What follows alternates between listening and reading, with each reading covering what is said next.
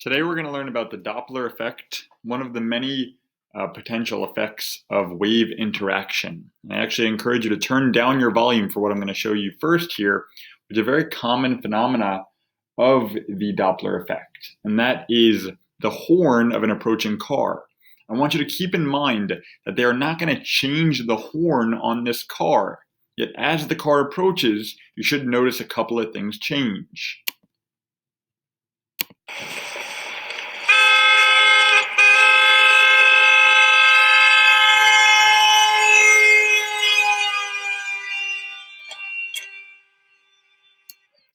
A very common sound to hear, especially in New York. You'll notice a couple of things here. First of all, as it got closer, of course the volume got higher because it is close. It doesn't have to travel as far, and the effect of damping over a long distance is reduced. The wave doesn't reduce, sure. But what also changes is the pitch that you're hearing.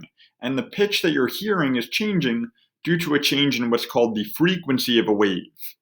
The frequency here is appearing to change to a stationary observer standing on the road as the car approaches. But the horn was not changed. They didn't suddenly change the car horn in this car. And yet, as it approaches, and I'm going to play it again, what happens to the pitch?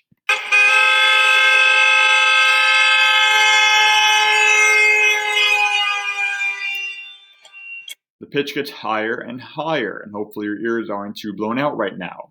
Let's visualize this concept. This is our horn producing a wave, repeating outwards. To your ear, if you were bolt stationary, the wave would hit at a constant rate, and there would be no change to frequency. However, if this wave moves towards the ear, let's see what happens. The wave moves towards the ear, and notice this bunching up that's going to happen here. This bunching up is a higher frequency, not a higher frequency emitted, but a higher frequency perceived. And with a higher frequency, we have a lower wavelength. So this person here listening will perceive a higher frequency and a lower wavelength. Whereas somebody over here, where it's moving away, will perceive a lower frequency and a higher wavelength. Look at how far apart these are. Very high wavelength if it's moving away, very low wavelength if it's moving towards, even though it's the same exact wave. That's summarized here on this slide of the slideshow, and I strongly recommend taking these notes.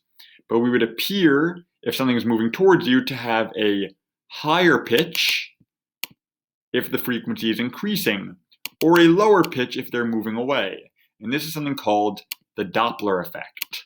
So I recommend kind of pausing the video here, taking these notes. These are also in the slideshow. Higher frequency, lower wavelength if it's moving towards you because it bunches up the successive waves.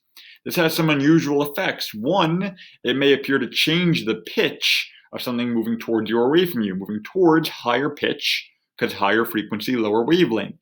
Moving away, lower pitch because there's a lower frequency, higher wavelength.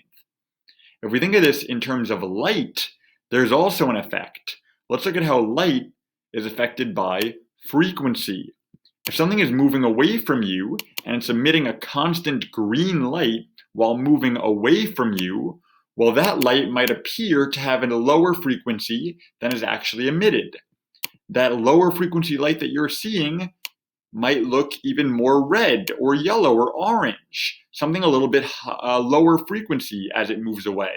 That's why planets in the universe that are moving away from us are appearing redshifted, meaning the light emitted by the planet looks a little bit more towards the red end of the spectrum than the actual light that's being emitted.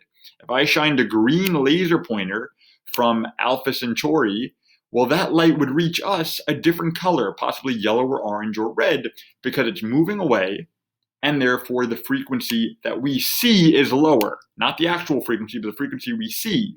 This could be so extreme that you might even have infrared light approaching us when the original color was green, or microwaves approaching us when the original color was green or yellow or something. On the opposite end, we have blue shift to the left for a lower frequency, for a higher frequency if something is moving towards us. That's called the Doppler effect, and we'll explore that more soon.